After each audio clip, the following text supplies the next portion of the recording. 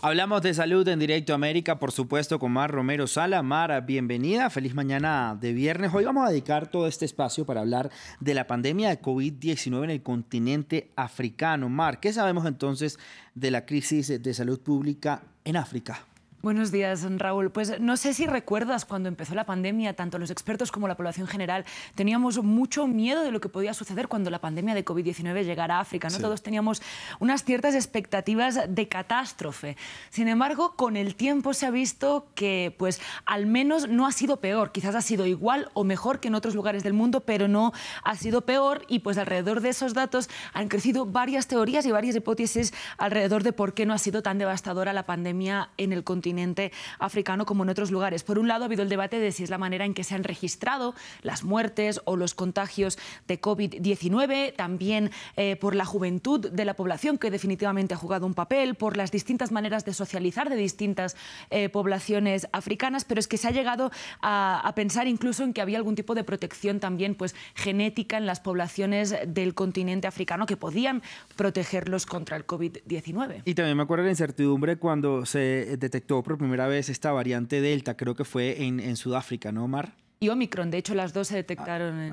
Beta fue la que se detectó en Sudáfrica, sí. Perdón, y Omicron también. Con tantas variantes ya yo me confundo. Pero, ¿qué hay de cierto, Mar, entonces, en todas estas explicaciones? Pues la verdad es que a ciencia cierta todavía no se puede saber, y un gran problema es porque no hay investigación, ¿no? Parece que como al final la población africana no murió como todos nos esperábamos, pues no se tiene que investigar cómo se está desarrollando la pandemia en ese continente. Entonces, pero bueno, por un lado, digamos que hay un cierto consenso alrededor de que la juventud de la población ha jugado un factor, de la misma manera que ha jugado un factor también en otros lugares del mundo. Se lo preguntamos también a Catherine Kyobutungi, que es directora del Centro de Investigación de la Población y Salud en África, y ella nos hablaba también de las distintas preparaciones de los sistemas de salud. Escuchemos lo que explicaba. The Ministries of Health are set up to emphasize prevention. Los ministerios de salud están preparados para enfatizar la preparación. He vivido un brote de ébola y en casos así todo el mundo está en alerta, incluso con un solo caso. O en brotes de cólera, que son más frecuentes que los de ébola. Todo el mundo está en alerta extrema. Los sistemas están listos para responder a la crisis de salud pública. Es importante reconocer la experiencia que sí tienen los sistemas de salud africanos frente a crisis de salud, aunque también es importante recordar que es muy distinto un brote localizado, como puede ser de ébola o de cólera, que una pandemia generalizada. Entonces, con todo eso, más repasamos las cifras que tenemos sobre la pandemia en ese continente. Exacto, estábamos diciendo que no tenemos mucha información, pero vamos a repasar la que sí tenemos. En cualquier caso, los contagios y las muertes que se han registrado por COVID-19 han sido muy bajas en comparación con otras regiones del mundo. Sin embargo, la Organización Mundial de la Salud publicó un aglomerado de estudios y básicamente la conclusión a la que llegó es que habían encontrado anticuerpos a fecha de septiembre de 2021 en 800 millones de personas en el continente africano, mientras que los contagios reportados son solo 8 millones. Eso significa que hay 97 veces más personas que han estado contagiadas de COVID-19 expuestas al virus de las que están reportadas en las cifras oficiales. Una de las principales conclusiones también es que 2/3 de la población africana han sido contagiadas o han pasado por el COVID-19. También revisemos lo que llamamos el exceso de muertes, no todas esas muertes que no se han registrado como muertes de COVID-19, pero que en comparación con la mortandad oficial en otros años no pandémicos, pues podemos ver si hay alguna diferencia. En todo lado se han reportado cifras más bajas de muertes por COVID-19 que las reales, pero es que la diferencia en el continente africano también es mayúscula. Según cifras y estimados de The Economist, podrían haber llegado a 3 millones de muertes las que se han registrado en el continente africano, mientras que las cifras oficiales no llegan a 300.000. Eso significaría que África podría estar en un nivel de mortandad parecido a América Latina o a Europa, aunque es verdad que cuando lo tenemos en cuenta con la población sigue siendo menor, ¿no? Son en África unos 220 muertes por cada 100.000 habitantes, mientras que eso puede ser hasta el doble en Europa. Claro, y al final, Mar, yo creo que una pandemia pues va a ser difícil saber a ciencia exacta el número de personas que murieron, digamos, alrededor del mundo, o sea, en todo el mundo, pues es difícil hacerlo. Pero ¿cómo podemos explicar entonces estas diferencias de las cifras, obviamente volviendo al continente africano?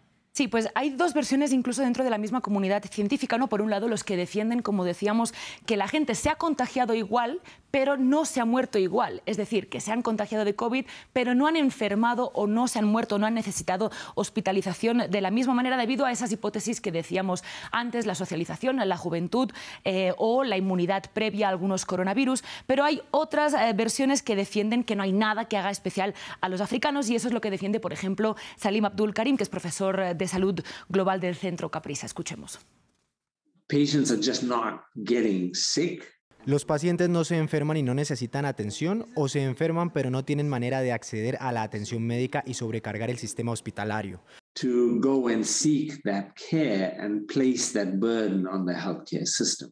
Lo que hemos visto es una combinación de los dos factores. Por un lado, malos sistemas de registro y por otro lado, menos acceso a la salud.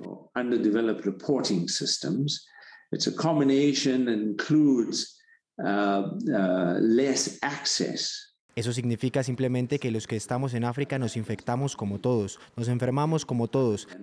Those of us in Africa, we get infected like everybody else.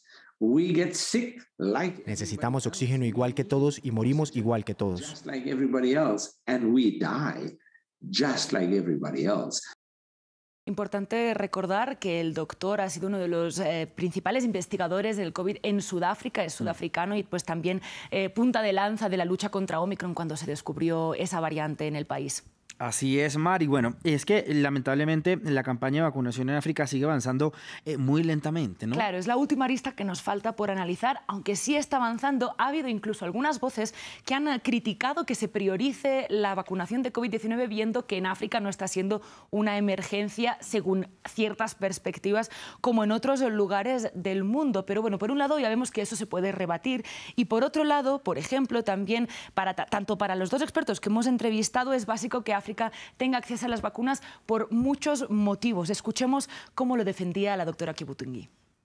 Currently, my biggest concern is how Mi mayor preocupación es cómo el debate alrededor del COVID largo está ausente del discurso de vacunación.